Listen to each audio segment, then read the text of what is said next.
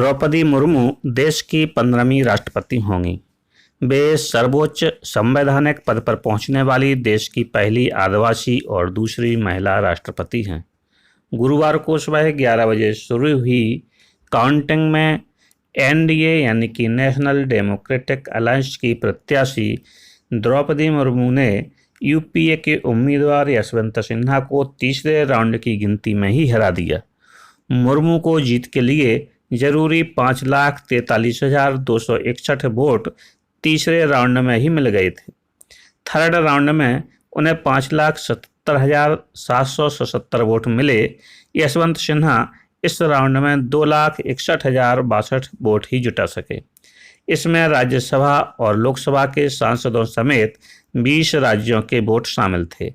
इसके बाद प्रधानमंत्री नरेंद्र मोदी और भारतीय जनता पार्टी के अध्यक्ष जेपी नड्डा ने मुर्मू के घर पहुंचकर उन्हें बधाई दी। राष्ट्रपति चुनाव के वोटों की गिनती गुरुवार को शुरू हुई। कुल 4,754 वोट पड़े थे। गिनती के वक्त 4,701 वोट वैध और 53 अवैध या अमान्य पाए गए। कुल वोटों का कोटा 5,28,491 था। इसमें द्रौपदी मुर्मू को कुल 2,824 वोट मिले। इनकी वैल्यू 6,76,803 थी। केरल से मुर्मू को सबसे कम सिर्फ 1 और यूपी से सबसे ज़्यादा 287 वोट मिले।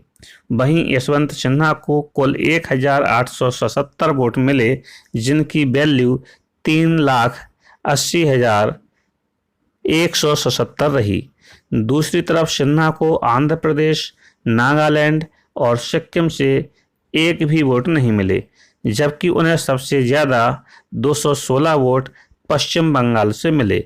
वोट प्रतिशत की बात करें तो द्रौपदी मुर्मू को 64% और यशवंत सिन्हा को 36% वोट मिले।